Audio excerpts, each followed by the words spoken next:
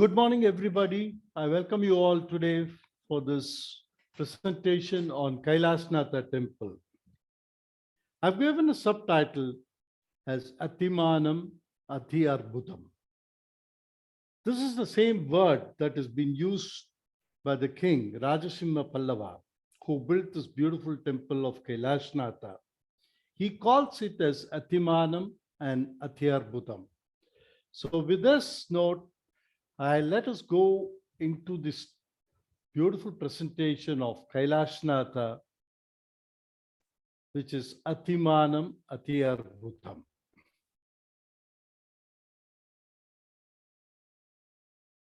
My pranams to my great guru, Padma Bhushan, late Dr. Nagaswami sir, who had inspired me by his lectures on this topic of Kailasanaatha.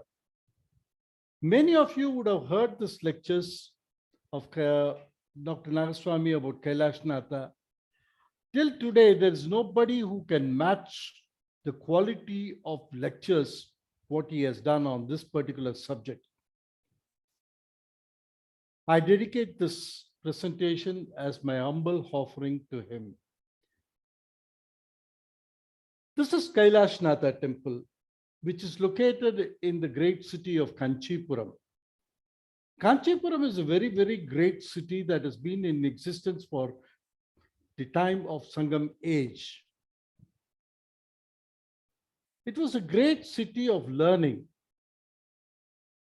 All the three religions that sprung up from this country, Hinduism, Buddhism, and Jainism, for all the three religions, this was a learning center in those days. The great poet Bharavi from the central India, when he came to Kanchipuram, he saw the beauty of Kanchipuram and he wrote us a very beautiful note about Kanchipuram. He says, Pushpeshu Jhati, Purusheshu Vishnu, Nareshu Ramba, Nagareshu Kanchi. When it's a flower, it's jasmine, that's the king among it. When it's a man, it's Vishnu, the most handsome person. When it comes to the most beautiful woman, it is Ramba. And when it comes to the most beautiful city, it is Kanchi. So Kanchi has been such a beautiful city that has been in existence for thousands of years. Even the king Ashoka Maurya had erected a Buddhist stupa in Kanchi. So Kanchi dates back to several thousand years as a seat of learning. Kanchi is a seat of the three great aspects of the Hindu religion, the Saivam, the Vaishnavam, and the Shaktam. All the three sects of the Hindu religion flourished in Kanchi. There are so many temples dedicated to different gods and goddesses there. You have the very beautiful Shiva temples, the Padal Petrasthalams, like Ekambareshwara and so on. You have 14 Divya Desams dedicated to Vishnu, which has been sung by the Alvars. And you have the biggest of the Sakti Peetam, the Kamakshi Devi, which represents the Udyana Peetam of Devi. Likewise, it is such a great place which has got 108 Shiva temples in and around Kanchi. And all these temples do have only Shiva, and there is no Devi shrine in many of these temples. The Devi is common here is the Devi Kamakshi. So that way, Kanchi has been a very, very ancient thing. And the Pallavas, who ruled from the 4th century Common Era onwards, were the great kings who ruled this area and built a lot of temples in and around Kanchi. The most beautiful temple among the Pallavas' creation that we can see in Kanchi is this great Kailasanaatha temple, which you see here. This Kailasanaatha temple was built about 1300 years ago by Rajsimha Pallava. Today, this temple is located slightly away from the main junction of the city, which is half a kilometer from the main junction of the city. Kanchi is filled with temples. Thousands and thousands of pilgrims do come here every day. They visit the Ekambareshwara temple, Kamakshi temple, they go up to Varadaraja Swami temple and see many other temples, but hardly they come to this wonderful temple of Kailasanaatha. If you go any day, in the morning, early in the morning, you can see thousands, hundreds of foreigners coming and visiting this temple. The locals hardly patronage this particular temple. So somehow this temple is something which is left isolated. And this temple is looked after, looked as a temple that is to be admired only by the art lovers who are interested in sculptures, art, and other forms. That sort of an image has been created about this wonderful Kailasanaatha temple. Even when we went there, along with the group, we spent about 1.5 hours in this temple. Everybody, 30 members of our group, were busy only clicking photographs. They were dumbstruck by the beauty of this temple. They were only clicking photographs, and hardly there was a time for us to know about this temple, or for time for me to explain about this temple, because they were so very fascinated by the beautiful sculptures. And that was the mesmerizing aspect of this particular temple. Now, if we have to know more about this temple, we'll have to see it in different perspectives. So, to understand this temple as a whole, we have to see in detail the following aspects regarding the temple. First and the foremost is the general information and the background information regarding this temple. General information, how this temple was built, who built it, whatsoever, and the background information, why he built it, how he built it, and all that. Then the personality of the builder, Rajasimha Pallava, was a great builder who had built this wonderful temple. The personality is something mind-boggling. I don't know, you can talk so much about his character. It's so very difficult to analyze what sort of a person he was. So that was the greatness of this personality of the builder who built it. And the third one is the inscriptional value that you see in this form of inscription spread all across the base of this temple. All these three aspects, we'll be seeing it in the first part of this presentation. And later, 2 weeks later, we'll see about the Vastu Mandala position and the layout of the temple, the iconography and the sculptures that you see in this temple, and of course, the mural paintings and so many other things regarding this temple in the second half. Now, with this small introduction, let's go to see this temple and explore it. Kailasanaatha temple at Kanchi was built by Narasimhavarman II. He ruled somewhere between 690 to 725 CE. And this Narasimhavarman II was known as Rajasimha Pallava. And his coronation name was Rajasimha Pallava. And this temple of Kailasanaatha was built somewhere around 700 CE. So this particular temple was completed around 700 CE. And that's almost 1,300 and odd years old. This is a great jewel among all the creations that Pallava have created in Kanchipuram. There are so many other temples of Pallava origin in Kanchipuram, like the Vaikuntha Perumal temple and so many other things. But this is a jewel among all the creations and looks fantastic even today. This is a great temple for its inscriptional value. To know more about music, dance, the Vastu Mandala, and architectural layouts and the sculptural beauty. It's a combination of everything put together in one particular temple. The builder of this temple is called Rajasimha Pallava, and he had many titles. Atyanta Kama was one of his titles. True to his title name, Atyanta Kama, he created this wonderful temple. Atyanta Kama means desire. Atyanta Kama is a man of endless desires. So he had a liking for everything in this world. A man of endless desires. He built this beautiful temple of Kanchi, and he named it as Kanchi Mahamani. This is a gem among all the temples that he had created in Kanchi. And that's why he calls this temple as Kanchi Mahamani. It's a very unique temple in many ways to say. First and the foremost is this is not a single temple, but it's a twin temple. There are two temples, major temples in this complex. Then the most beautiful thing is that it has 9 sub-shrines known as upalayas right along the sanctum. Around the sanctum, it has got 9 upalayas. No other temple has got these upalayas here. So that upalaya structure is something phenomenal in this temple. And above that, it has got 56 small shrines all around the prakara as a malika. It's called prakara malika.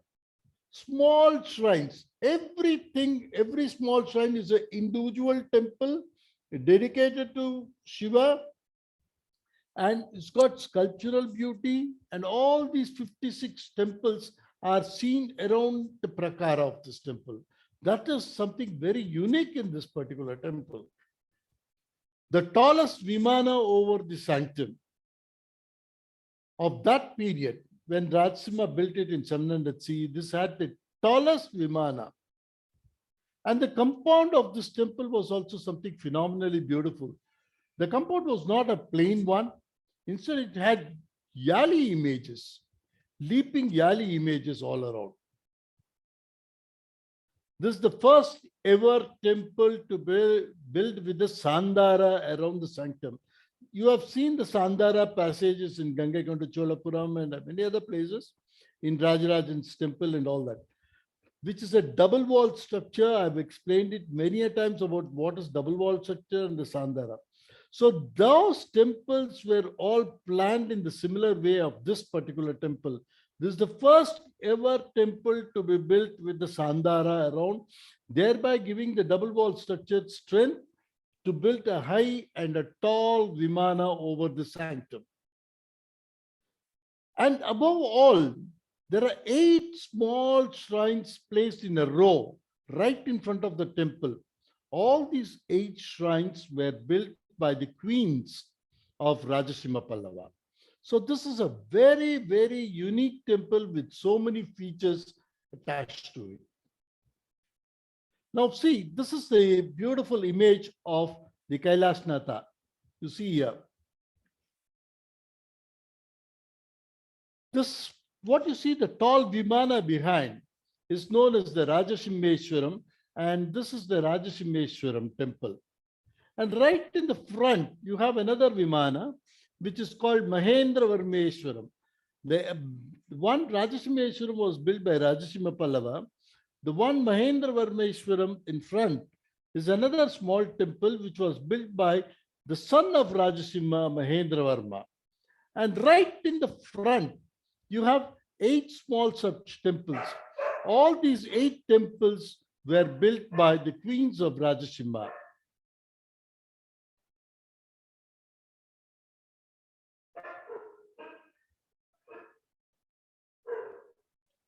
It is one of the oldest all-stone structure surviving today without much of an alteration. 1 minute, just give me a time.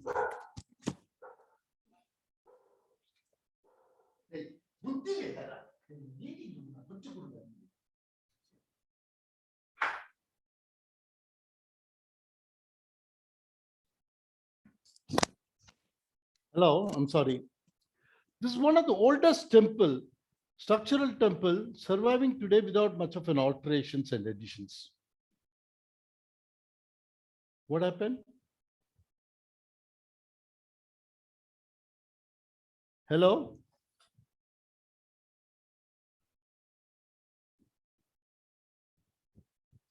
What you see here is the line drawing of this temple. You cannot see this. Hello? Sorry, Guruji, your screen, you are not sharing your screen now. I'm sorry, 1 minute. Some confusion has happened. 1 minute. Or I think you're scared. Is he sharing and I think is it his screen? No, you're not sharing your screen. The meeting itself is gone. No, it is there. You're there. Is there? No, we are seeing No, you, you Guru, are but ஒன்ன தெரியாது screen இல்ல. தெரியலையா? அதான் ஒன்ன தெரியாது screen sharing இல்ல.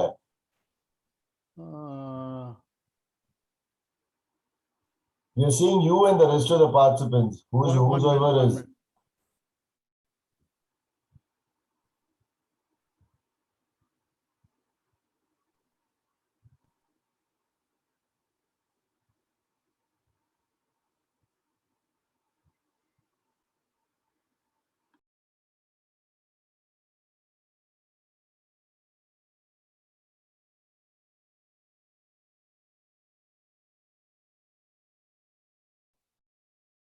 Guru has disappeared.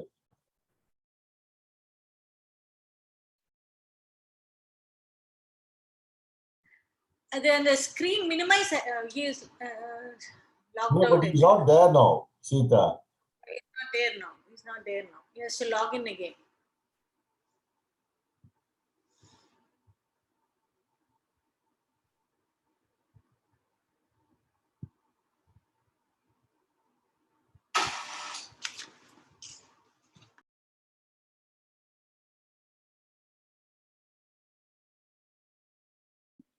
I think by mistake, you might have stopped the screen sharing.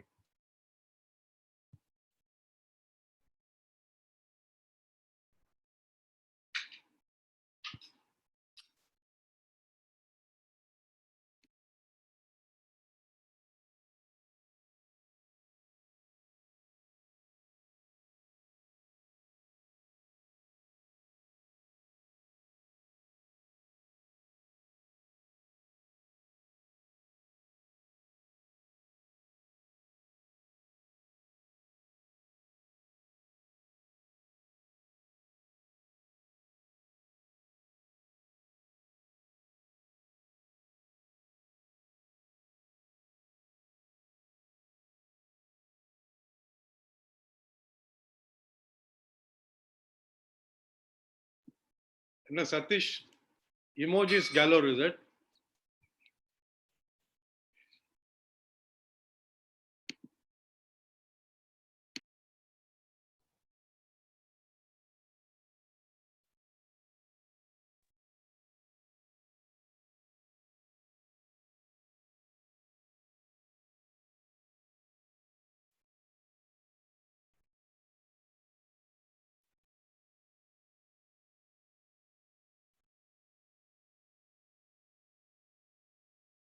Are you able to see me or screen share? We can see your computer screen, Guru. Open the PowerPoint, Guru. No? Now open the PowerPoint. There you go. Okay. You can put it on presentation mode.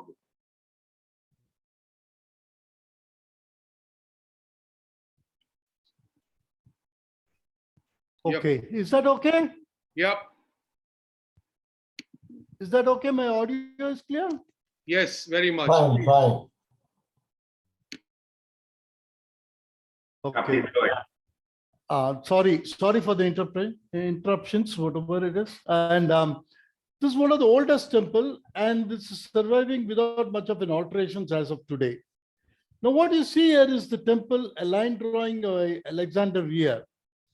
So this is the structural temple. You can never be able to see this temple in this form because the distance between the entire pathway is only about 10 feet, and you can hardly photograph this particular thing like this. So this is that one.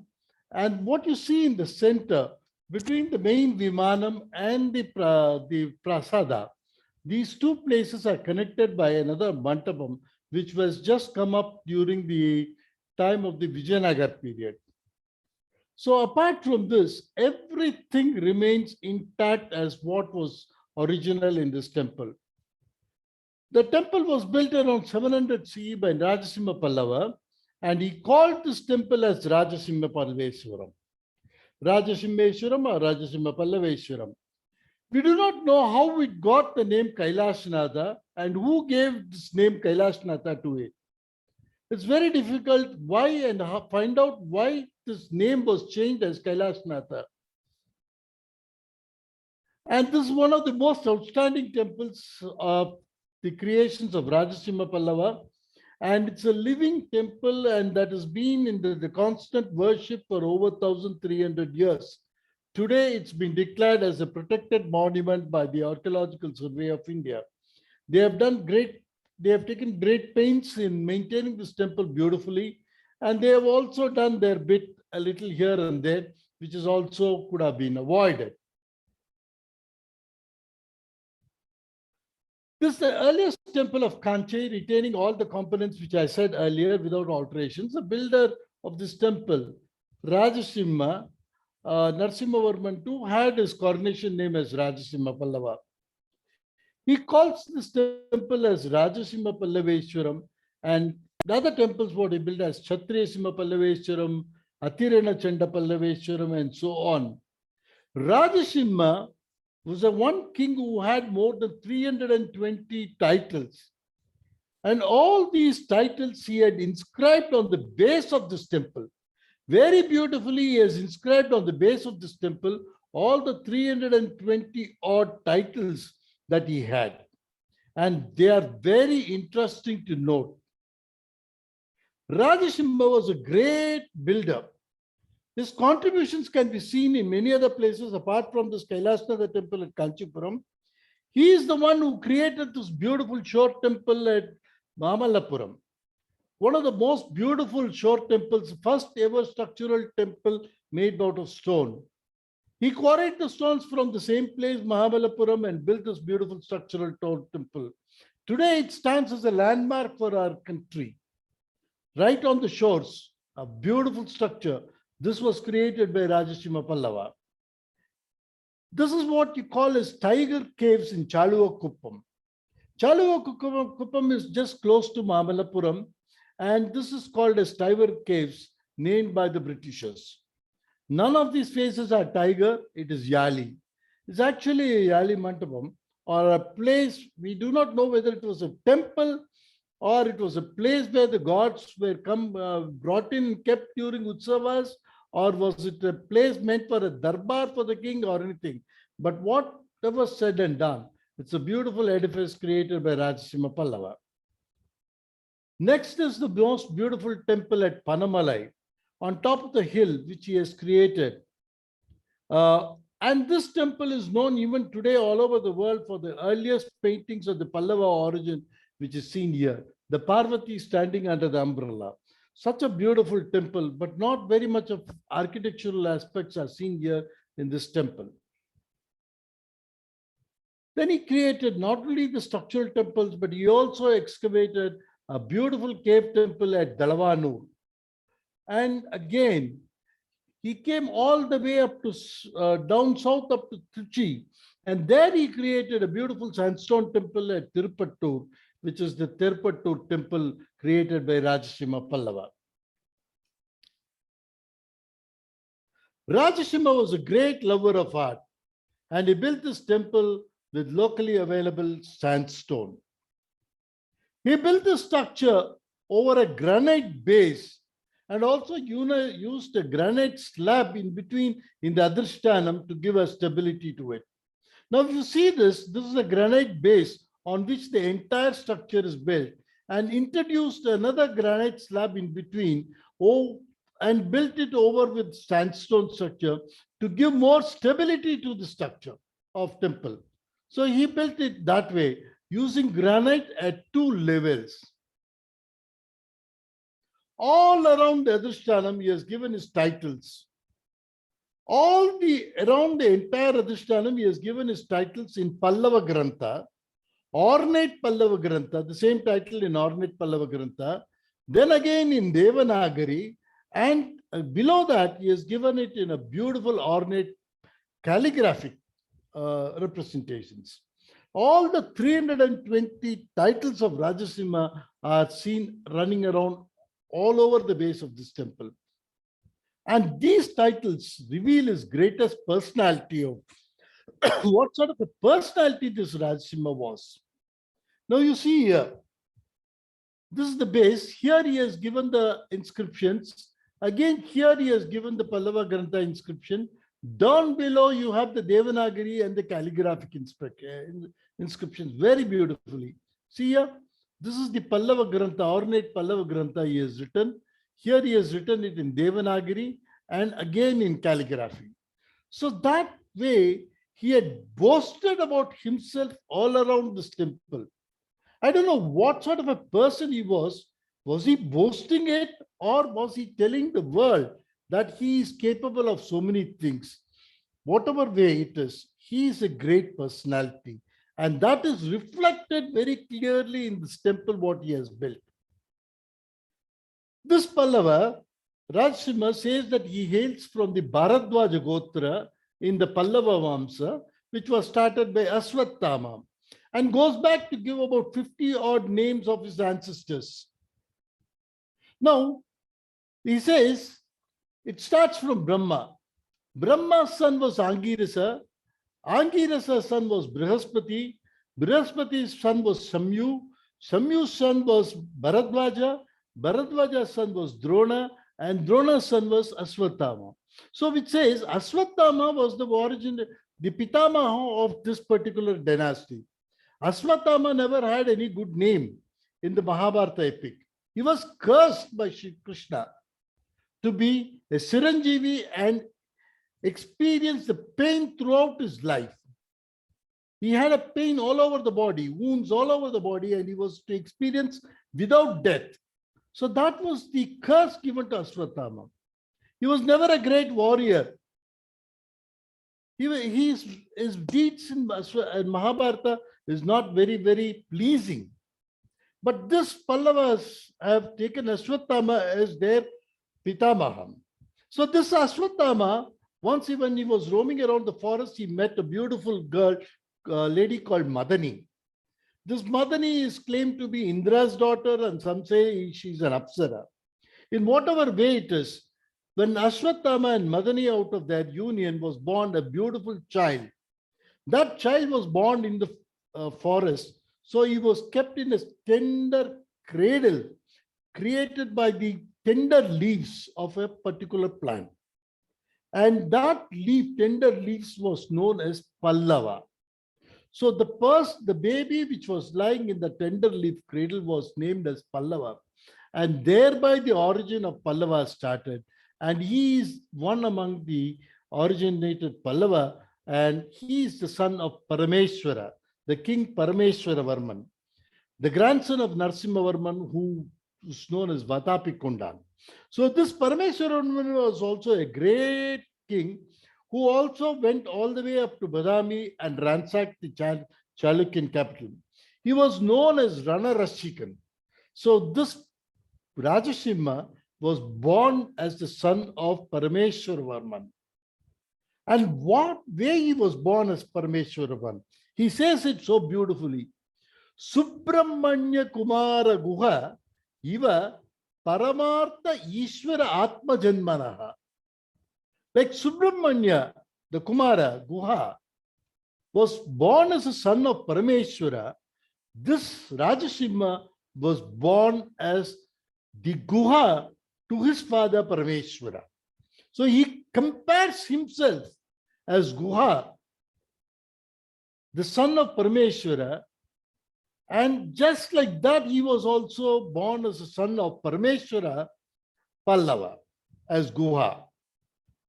Thereby, he claims that he was Guha, who is the son of Ishvara, and thereby giving the greatness to his father also to that of Parameshwara. This he symbolically represents in all the sculptures in the temples that he had built. He has introduced this concept in the Somaskanda image, which is seen always behind the sanctum. So when you see in all the temples of Rajasimha, you will see the Somaskanda image, which is there right behind in the sanctum. Sa Umaskanda is Somaskanda. Shiva and Parvati are seated, and the baby Skanda is seen sitting there in between. This is known as the Somaskanda image, and this is kept in all the sanctums of Rajasimha Pallava's creations. So this is right behind the lingam on the rear wall, it will be there. And thereby, he claims that he is the Guha of Parameshwara, his father. So that concept, he brought it very well inside all his temples. In Chaluvakuppam inscriptions, he says, Yatina Vidhata Bharata Nahari Narado Navaskandaha Bhutam Kaiva Samartat Sangeetam Kalakalasya. When you say Sangeetam, it is a combination of all the art forms, music, dance, poetry, and all these things put together is a beautiful combination of called as Sangeetam. And this Sangeeta Pitamaha is Kalakala. So his Kalakala, the Shiva's Sangeetam, who can understand it? It is Ettina Vidhata. Vidhata means Brahma. Bharata, the person who wrote the Bharatanatyam Shastra treatise. If not Brahma, Bharata, Hari, the Vishnu, or Narada, or Skanda, who else can understand the beautiful creation of the Kalakala Shiva, which is Sangeetam? And this man, Rajasimha, also had the name Kalakala. So he has created the beautiful Sangeetam, and that Sangeetam, which is equal to that of Shiva's Sangeetam, can be appreciated only by the above people. What an audacity he has got to compare himself with Shiva. And he says that all his creations can be only appreciated by Brahma, Bharata, Hari, Narada, and Skanda. To that extent, he is a great creator. He boasts about himself in such a beautiful manner. And another one interesting thing he says, Kala Chatura Joshitam Rasika Ranjane Manmatha Trayi Pada Niveshitam Satata Banjane Vasava Muni Dvaja Surat Visham Hridaya Tarane Madhava Sada Vinaya Sampatam Sujana Doshane Vidata Kala Chatura Joshitam Rasika Ranjane Manmata. This great Rajasimha was like Manmata, who attracted the beautiful women who were expert in different art forms. Music, dance, singing, whatever it is. All those beautiful women who were expert in the art forms were attracted to him. Like he was like a Manmata. They all came around to him. What a beautiful explanation he gives about himself. Trayi pada niveshitam satana banjane vasava. Trayi padam is the Vedas. Vedas are recited in 3 padas. So when it comes to the protection of Vedas, he is like Vasava, that Indra, who protects the Vedas. The third one he says, Muni Dvaja Surat Visham. Muni means, you all know, it's rishis and all the things. Muni. Dvaja means Brahmins who have taken the second birth. Surat Visham, that is Devas. So when these 3 people always have Vishnu in their Hridayam, they contemplate on Vishnu. So he is like Vishnu in the heart of Munis, Dvajas and Surat. That's Devas. So he compares himself to be that of Vishnu. And finally, Sada Vinaya Sampatam Sujana Doshane Vidata. When it comes to the giving, charity, he gives it plenty to all the needy, like that of Kubera. All the wealth that he has, he keeps on giving it as charity. So he compares himself with Kubera. So what a personality. You look at the contrasting personality. He calls himself as a Manmata who attracts women. He says he is Indra. Next thing he goes to say is Vishnu. And finally he says is the great Kubera. that's got so much of wealth. So that way, this Rajasimha's character is so beautifully defined in this verse. He compares himself apart from everything, and very beautifully he explains his character here. Next thing, he claims that these beautiful sculptures in this temple all have to be admired and appreciated only with an eye on aesthetics and poetry. And to understand this part beautifully well, you have to intercept every sculpture with that of the Natya Shastra of Bharata and then try to understand it beautifully. And that's what he says. Now let's see for this example, this sculpture. This is the Kritarjunium sculpture where you have Arjuna with the Kiritam, and this is Shiva in the form of a hunter. Now both of them are fighting.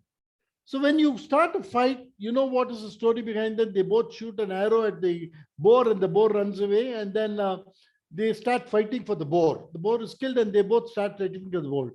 So when you start the fighting, you take a particular position. That's what is called as Alidam. Shiva takes the position called Alidam. That's I'm ready to fight. So immediately Arjuna takes a counter position, which is called as Pratyalidam. So Bharatanatyam Shastra explains very clearly how people have to stand in the positions and all that. It says Sama, that's straight, then Mandala with the legs bent, then Alidam, Pratyalidam, and all these things. So just the Bharatanatyam sculptures, the Bharatanatyam Shastra, whatever they have talked about body positions, those positions are introduced in these sculptures, and that's what you see here. And he is a real expert in that, and he has done it. Rajasimha titles reflect his character very much. He refers himself as Adhyantakama, a man of endless desires in many places. He is known as Mahamalla, the great Malyudhavira. Kailasamudra, a person who knows all the different art forms. He is called as Kavya Prabodha.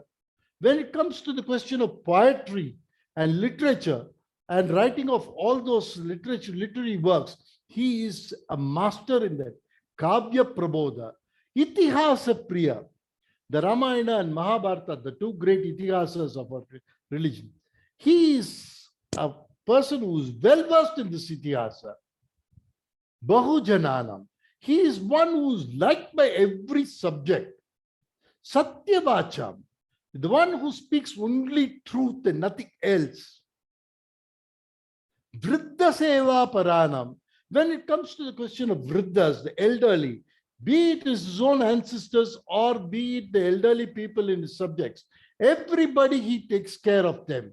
So he is calls himself as Vriddha Seva Paranam. Next he says Laya Vinayatam.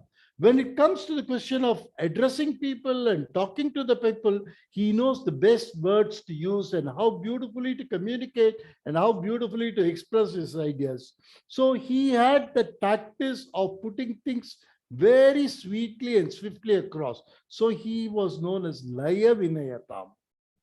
Veena Narudodhaya. So he was an expert in playing the veena.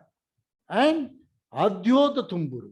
Adhyota is then again a very rare instrument that was played by Tumburu, the two celestial singers, Narada and Tumburu. So he was an expert in all those instruments also. What a contrasting character. Everything the world he is. He claims very clearly. He says he had built this temple to equal his greatness as a king. He says that in this inscription, Yashashadursum Atmanaha Bhavantam Yatistabhitam. I have established this particular temple that equals to my fame and greatness.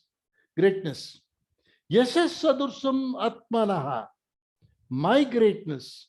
Bhavantam Yatistabhitam. I have created this temple and brought it here. So that way, he boasts himself that he was also a great person and his temple that he has built is equal to his greatness. He claims that this temple was built to fulfill the desires of his subjects and out of his own resources, which was well acquired. So the Manu Dharma Shastra says only when you have the required resources, which is well acquired, you can build a temple. So he claims that he has got this beautiful, good resources well acquired. Rajasiva states that he acquired all this wealth by his valor. He says that he eliminated all his internal enemies who were around him like thorns in his hand, and he just pulled out those thorns and threw them away. He won over his external enemies by showing his courage and valor. And he plundered all the wealth from there and brought it and built this temple. Now, plundering, is it a good thing? Is it a good way? Or is it not an ill-got wealth? No. The kings, according to Manu Shastra, had the right to acquire all the wealth that they get when defeating an enemy kingdom.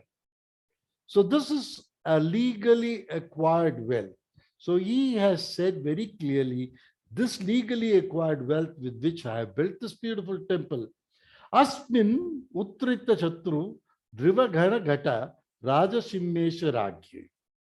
He says his enemies were like dark clouds of elephants which are coming to attack him.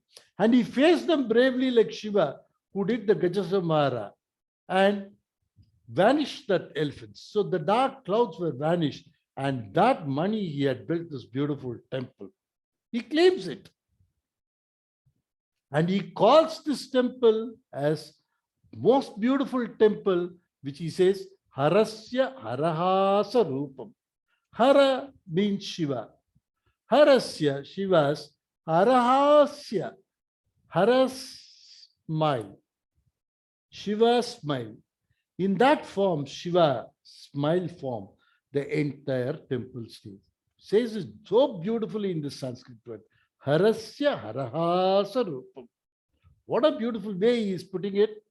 He says this temple is very, very similar to the Shiva smile. The captivating mystical smile of Shiva, which is something which you cannot measure, you can just enjoy it. The captivating mystic smile of Shiva. Shiva's laughter is known as Attahasam. Attahasam is the loud laughter. And Shiva's laughter or the smile, both has got no comparison.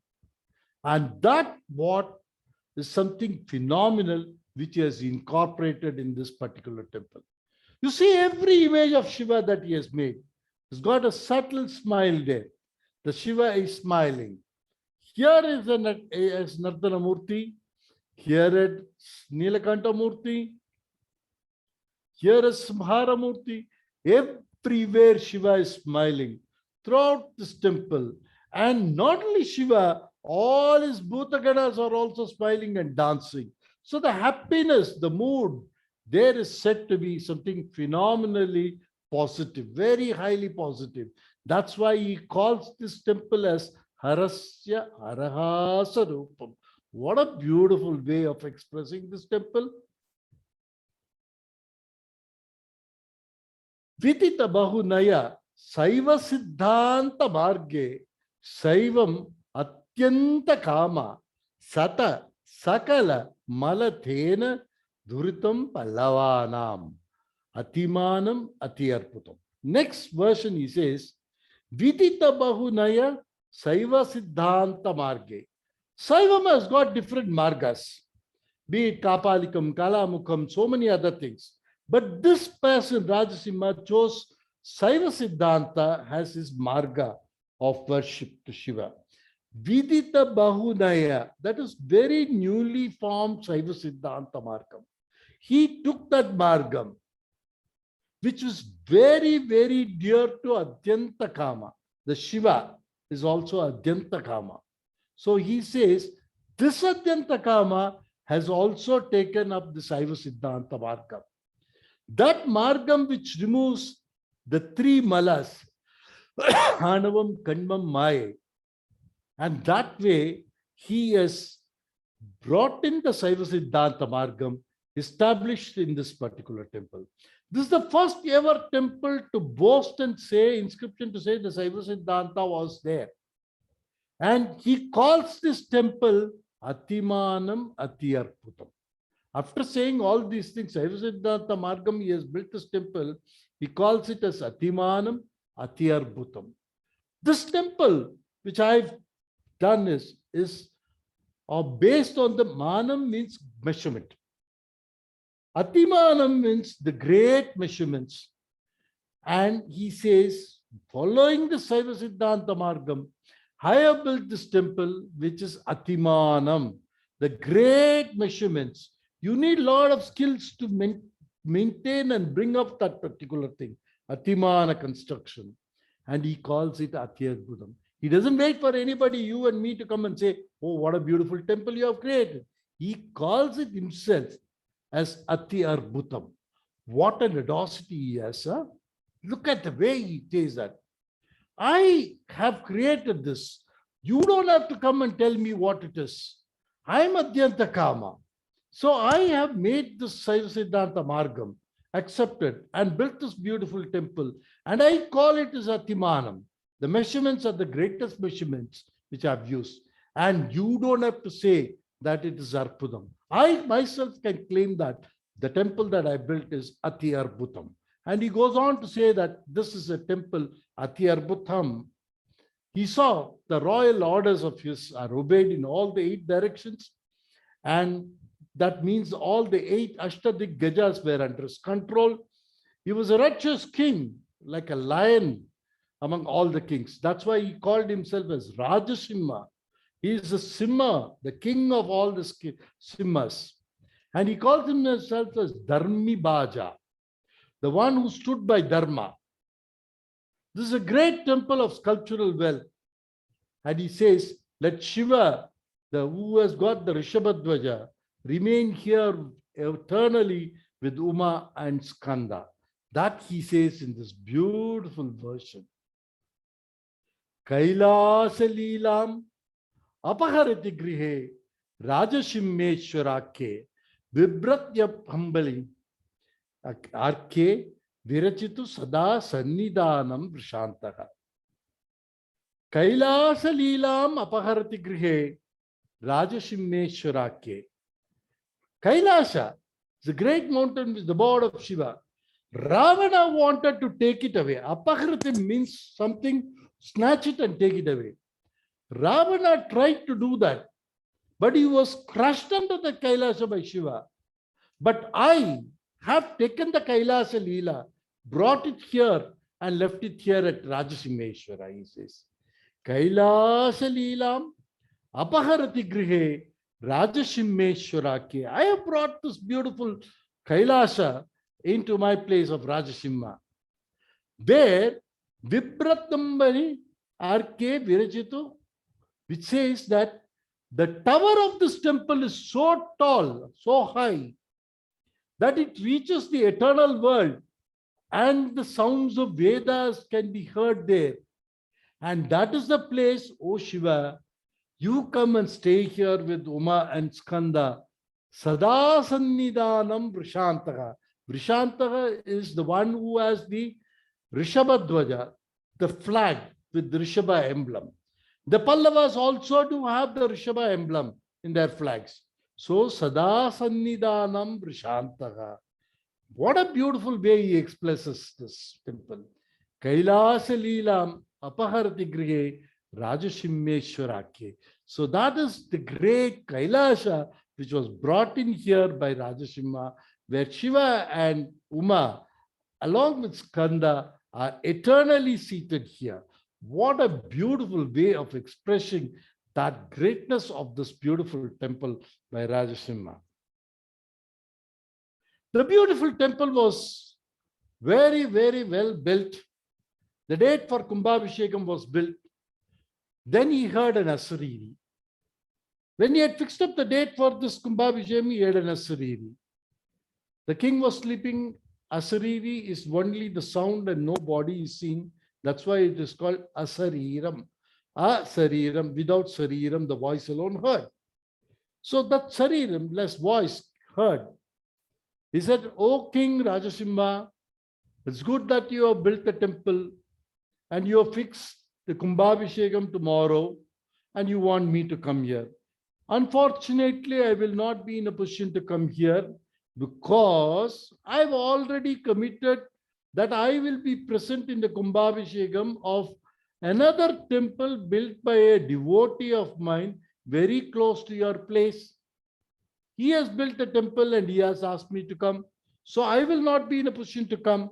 So kindly change to some other date for me to come. He says this. The moment the king heard this, immediately he got up. He said, look, if there is another great bhakta, I should go and see him. And he marches out to that place, which is Tirunindravur, very close to Kanchipuram. There he goes. The king comes there. All the subjects come and fall at the feet and say, oh king, you have come all of a sudden without even informing. What is that we have to do? He says, I want to see the temple that is newly constructed here. They say, no, temple is here. Where is the temple? No, I heard the Asariri Shiva himself said there is a temple here and he is to come here. So all these people, and it's built by one of his bhaktas. Immediately they say, yes, oh my lord, there is a bhakta who is in the outskirts of this village. He says he wants to build a temple and something. Probably, if we ask him, we'll know. So this king goes there along with all these people. This old bhakta is seen and sitting under a tree closed, with eyes closed, meditating. The king prostrates before him, falls at his feet and says, oh God, God has told me that you have built a beautiful temple. Where can I see this beautiful temple which you had built for God? That man was shocked.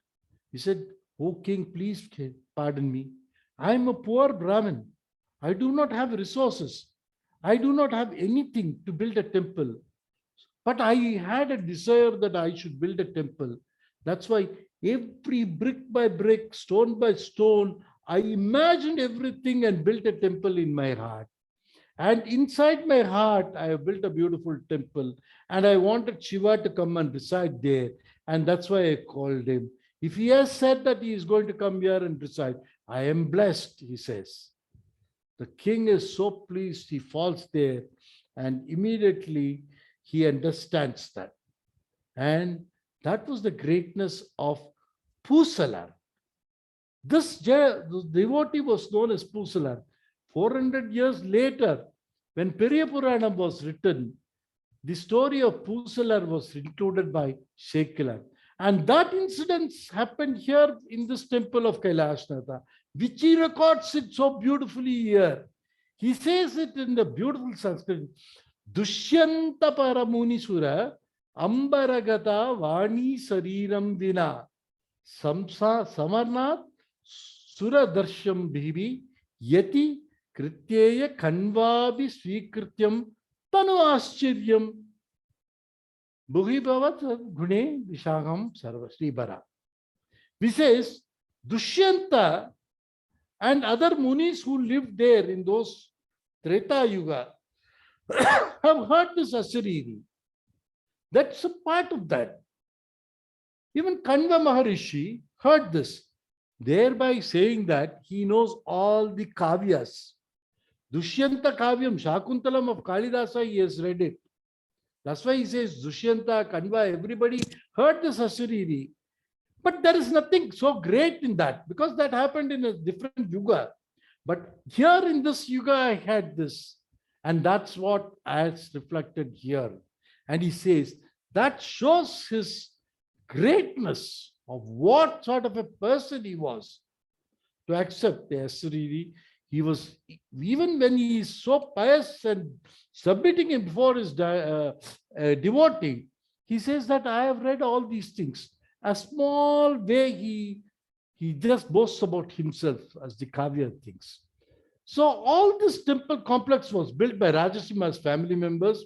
We know the Vimana was Rajasimha and the one in the front was Mahendravarma and the 6 small shrines were built by the Rangapataka and other queens there. We'll have to see about Rangapataka a little later. The beautiful temple was built by Rajasimha with great passion to surpass the beauty of Kailasa. It was a great visionary knowing the span of sandstone, which is a short time. He enhanced it by applying a thin lime mortar over that and painted the whole temple with vibrant natural colors. so that this temple was a marble. I'll tell you, this temple was totally painted with fine lime mortar all over it. And amazingly beautiful painting it was done those days. He lived only 25 years later after this edifice was built. The Pallava lineage came down to an end. Almost the Rajasimha's lineage came down, entirely finished. They brought in from the secondary Pallavas, Nandivarman was brought. This was a small boy, 25 years, he was only 6 years old. He was made the king. And that is the time when the Chalukyas invaded this Pallava territory. The Chalukyas are the arch enemies of the Pallavas. They are waiting for every small opportunity to destroy Pallava. Twice, Narasimhavarman and Parameshwaravarman destroyed the entire Badami, the capital of the Chalukyas. They were waiting for opportunity to capture this Kanchipuram and destroy it. And that was a time when Vikramaditya, the king of Chalukyas, had taken into power, and there was a total calamity in the Pallava dynasty, and 6-year-old Nandivarman was there. The moment he heard of this invasion, he ran away, and this temple was left, Kanchipuram was left to nobody's grace. It was easy entry for the God was always there. He is great. This Vikramaditya came with the intention to pulverize this entire city, break down everything, bring it to ground level and get away, plunder all its wealth and go away. And that was the intention with which he came. When he came in, luckily he entered Kanchipuram through the side of this temple. The first thing that he entered into the Kanchipuram, he saw this beautiful temple. He saw this beautiful temple. He was attracted by the beauty of this temple. He came here, entered into the temple, saw this temple. What a marvelous creation it was there. 25 years, just then it was built with vibrant colors, so beautiful sculptures, amazingly depicted in every aspect. So he goes into the temple, admires it, and gives an inscription in this pillar. He gives an inscription in this pillar.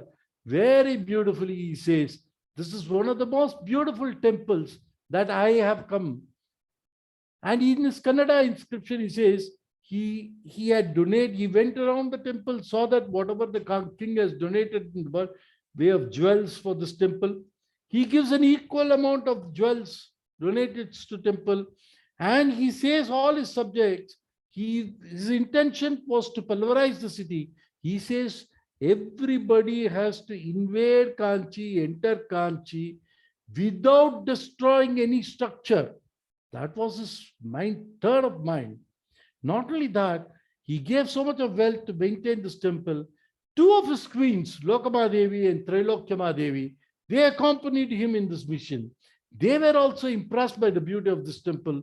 Not only the queen, there was also an architect who had accompanied along with the king. He also came there. He also saw the beauty of this. And the result of this, after going back to Pattadakal, their capital, the queens Lokamadevi and Trilokyamadevi, they built a beautiful temple on the similar lines of this Kailasanaatha.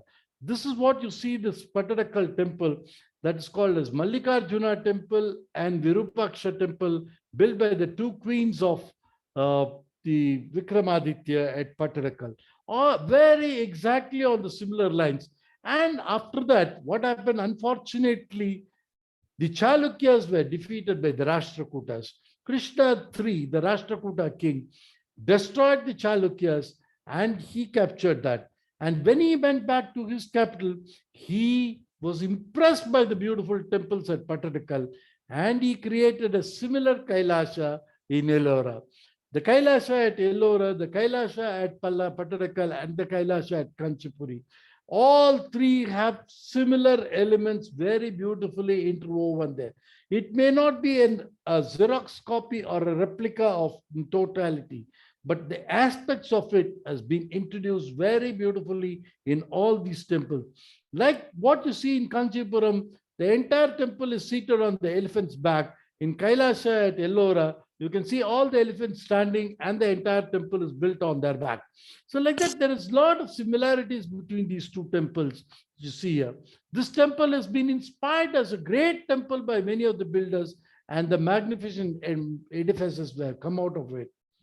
The inscription of Parantaka, who defeated the the Pallavas, he became the Chola monarch. He has left his inscription. Rajaraja Cholan, the great builder of the Tanjavur temple, was inspired so beautifully about this temple. And he has incorporated the same design in his temple. He calls this temple as Kanchipuram Periya Kattrali. This is the biggest stone temple of Kanchipuram. And he gives so much of regards for this particular temple, donates so much to this. And the temple was flourishing under the Pallavas, Cholas, and later, during the later Cholas, it fell into some disuse. Again, that was restored by the Vijayanagar king, where this temple was totally under neglect during the Muslim invasion. Kumara Kampanna renovated this temple and restored the daily worship of this temple. The temple was neglected and left to ruin during the time of the British times. Thanks to this Archaeological Survey of India, who have taken over and protected this beautiful monument, and this being the oldest living monument or temple in South India, almost about 1,400 years of age. We saw there many interesting information about the great temple, its builder, who had built it with great passion and devotion. It's our next episode that we'll see more about this temple layout and the wonderful sculptures. It's very sad that this temple is not being classified as a World Heritage Site by UNESCO till date, and hope that becomes reality in days to come. And we'll continue to see this greatness of this temple in second part. Thank you. Any questions? I'm prepared to take. Thank you very much.